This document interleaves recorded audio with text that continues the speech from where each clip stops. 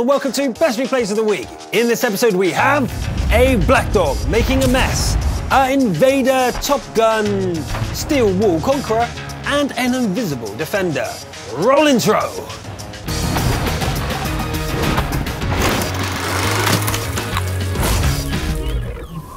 First we go to the North American region with Bob 40,000, who's fighting a standard battle on Moravanka.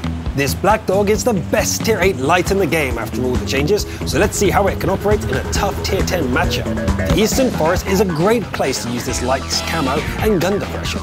Even side on, the mouse is a tough nut to crack, but keep trying and eventually one does go in.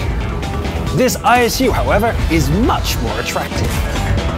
But we must be careful, as the enemy's light tanks are still in hiding. Looks like the team is in trouble as enemies try to cross the ridges. But even if it's difficult to lay down effective fire, the enemies are lightly shaken. This Conqueror is distracted. Time to move in. Charge! Watching these Hesh rounds pen almost makes me feel bad for this Conk. Until I see all that damage. Burn, baby, burn! That was an almost full HP Conk in just 4 pens. But that's not enough. Bob wants more, and this spotted Scorp is just the thing. Followed by a juicy, big-bootied British tortoise.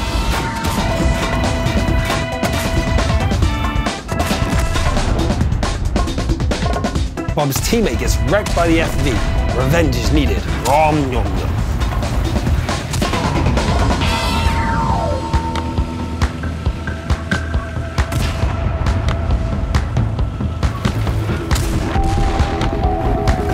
Eek! A brave Eve position is in order as this bat has ruined all the fun. You're next on the hit list, buddy. Just you wait. After some patient driving, Bob spots the bat, and it's trying to shoot at allies. Count the shells. 1, 2, 3, 4, and that's all 5. Go, go, go! You can run, but you cannot hide, Batchat! 7,000 damage in close quarters in a bulldog. That's no easy feat. And the 2,000 base XP tells us just that. Crucial? More like carry contribution. Well played, Bob 40,000. Sticking with the North American region for now, we meet Ceres 1 in their SU-12244. This TD has been neglected in recent years, but that takes nothing away from its raw damage dealing potential. Instead of camping for the whole battle, Ceres heads to the hill, often the deciding factor for an encounter on Fiery Salient. The first enemies are spotted in the middle, and this hill position provides adequate flank shots. This TD has unnerfed old-school camo values, so spotting through this thin ridge of bushes yields a great result. Even firing does not reveal Ceres' position. If only the penetration wasn't so ineffective against these heavy tanks. However, I'd be more cautious with the ammo in this Soviet TD. I'm often running out in battle. What if you can't pen? Spot! This IS's side is a much more powerful target than that T-32. It's like the floodgates have opened for damage here on the cap. You couldn't dream up a better situation for this Russian DPM machine. Boom party! Ceres managed to go from 800 damage to 3.7 thousand in just over a minute, but there's more to be done as allied numbers dwindle. Expert use of the bushes here keeps the Leo at bay. When was the last time this beast was spotted, I wonder? This should be the Ninja Award. This WZ is the biggest threat at the moment, but the shots aren't presenting themselves. The 2 British TDs are dead in the water as the enemy team swarms forward. All that can be done from the hill is provide occasional shots through the buildings. Some careless shooting leaves the Scorpion alive. It also leaves the ammo empty, save for some HE rounds. With 5 enemies remaining and the cap trundling forward, victory is impossible. The Leo from the hill is the one to strike the final nail in the coffin. Good uses of camo and spotting in this relic of a TD. But this should be a lesson to all of us that you need every skill to turn the tide of war. Good try, Ceres. We venture now to the EU region with Levi-Elisa pick on Lakefield. The Conqueror in a 3-5-7 top tier match is a force to be reckoned with, even more so in an engagement over a ridge line. With only a single RT, the 2-line is actually a good position to push as a top tier heavy like the Conqueror. These meds don't fancy their chances peaking anymore once they've seen this beast trundling forward. As I thought, this damage farm is almost comically easy.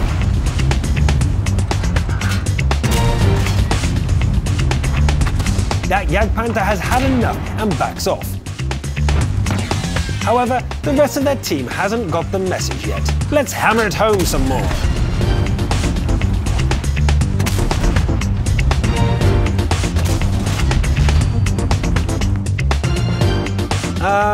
Nice clip, Skoda? Okay. With one of the 3 tier 9s out of the way, it's time to mop up the last of this opposition. Status check. 5 minutes gone, 7 enemies left, and oh crap, only 11 shells left. I know the conch starts off a bit short of shells, but this battle has been ridiculous. These 2 TDs shouldn't pose much of a problem. RT on the other hand... Sitting and getting clicked won't help anything, so pushing and taking out these TDs is the best play to make. Rip through, and the medkit is still on cooldown. Great. Not much happens until the commander is able to be patched up and put back in action. Now it's time to draw in the remaining enemies with a cap. The enemy WZ has made it back with ample time to reset. I can't see this ending good. A stroke of luck. For some unknown reason, this WZ charges forwards and allows himself to be face-hugged. Maybe there's a chance. Or maybe not. This WZ seems to be having similar problems. This draw screams, "I'm panicking!" Oh wait, that's a Hesh. There's the low ammo count of the conch coming back to bite our hero. It's all over. The Alidati took a justified risky shot, but the T-25, they did it, leaving our hero with 54 HP and a solitary Hesh round. And I've got a good idea who that'll be for. Sweet, sweet revenge. Although if Levi-Elisa pick waited just a few seconds more, it would have been a faded. Great pressure on the enemy team throughout the whole battle. They didn't get a moment's rest from this week's invader, Levi-Elisa pick. What a battle. Sticking with the EU region, we drop down a few tiers to a Redshield 510 encounter. Taking us on a tour will be Excitex, who is on a quest for their 3rd mark. This Type 64 is a monster when paired against its own tier, and Redshield also offers lots of bushes and ridges to utilize the excellent camo of this little Chinese scout. This aggressive bush offers perfect spotting opportunities on the enemy's main ridgeline. Surprise, EOC! You certainly didn't expect to be taking shots there, did you? A Churchill 3 side is too juicy to pass up.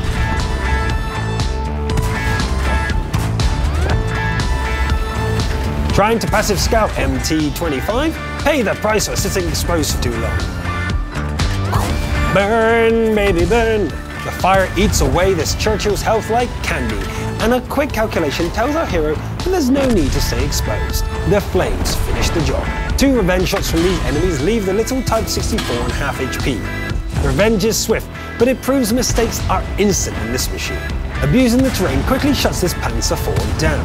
Although this ridge is a good place to shoot from, it's exposed when the flanks around it are lost, and that shot in the rear is a good reminder. The Churchill and a T-3485M, Excitex is surrounded. Keep calm. An exchange of shots leaves Excite with just 14 hit points. Thankfully, the T-3485M is dealt with by an ally. After a quick loop around the middle of the map, Excite-X finds themselves right back under the bridge where they started.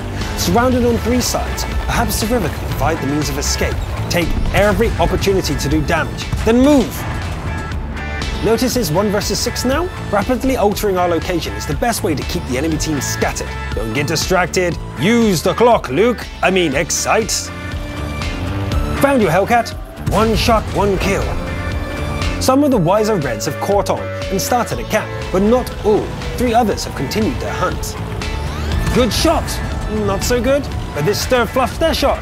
Pop! And this T-67 loses its nerve and doesn't just YOLO. Then loses the duel. There's just over a minute left on the cap. Luckily it's an encounter, else that cap would have been a bigger problem. There's 1. What a reset. Location, location, location, as they say. And there's 2.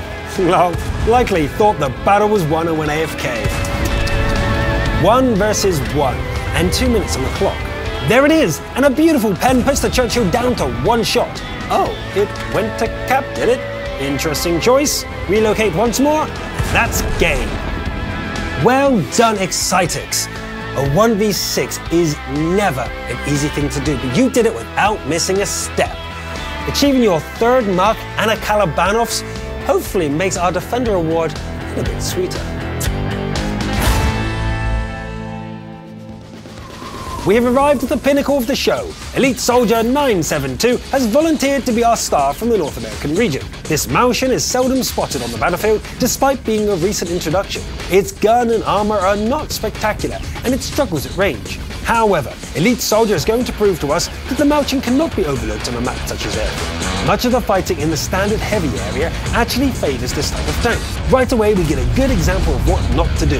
That's not how you beat Carnarvon. Down boy! Okay, a bit of a strange start, but free damage is always nice, Victoria. Whilst love tapping the Type 59, a Jagdtiger 88 blinks away at the Martian's armor to no avail. This Type 59 really doesn't give up. Hey 75, eyes on me! A pen? Wait, 21 damage from that base sniper? This Jagdtiger 88 really is throwing all it has at Elite Soldier this battle. The Type 59 is rewarded for its persistence with a penetration at last. And now Artie has found its mark and joins the barrage from the Jagdtiger 88. Track gone and crew stunned. We're going nowhere fast.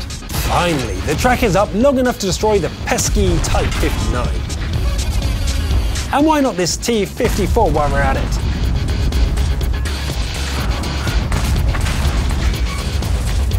That E-75's death marks the end of the flank. Good job, everyone. No.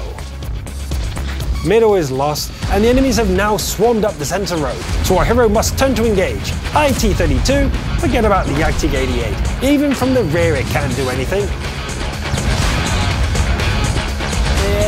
Never mind that last comment. It's time to retreat to the safety of the balcony. Where is that TD anyway?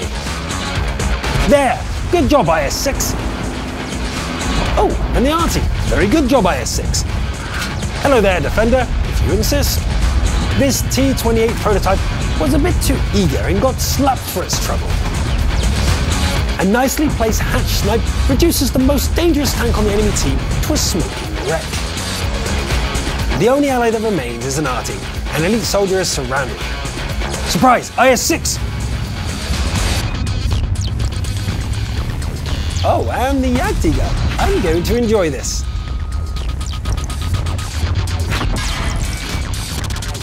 Good night, sweet Jagdtiger. Good night. Please form a neat line in front of the Martian and you'll be killed in an orderly fashion. Thank you. After such a massacre, the IS-6 freezes in terror. 10 kills. Now it's time to hunt this VKP and end this. On the 2-minute warning and not the most optimal position to engage from, let the final showdown commence. Through the mantlet. Now that's just showing off. This VK hasn't realised that their tank is longer than it is wide and is sidewards on, not advisable. I tip my hat to you, Elite Soldier, for that monster of a carry. More than 2,000 base XP in a tier 9 is a rare sight to see. Never mind the 11 kills of the Kalabanos to accompany it. That certainly was the best replay of the week. That's all for this week. Remember, some weeks we get better replays than others, and if you think you got a better one, well, send it in. I'm Luke Neller, thanks for watching, and I'll see you next time.